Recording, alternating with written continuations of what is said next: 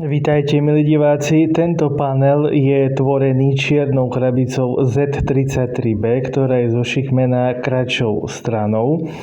Tento panel obsahuje 3 videosignály: červená, modrá, zelená, a na výstupe tohto je farba biela, ktorá je výsledkom televízneho obrázu a televízneho signálu. Takže napájanie je 5 V alebo 4,5 V batériou. Červený vodič je kladný pól, čierny vodič ide cez vypínač, je záporný pól. No a tu máme 3 vypínače, takže prvý vypínač je pre zelenú, čiže green. Teraz je vypnutý vypínač, takže svieti červená.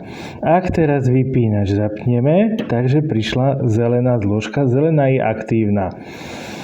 Teraz modrú necháme tak, ideme teraz na červenú. Červená je vypnutá, preto svieti zelená. Teraz zapneme červenú zložku.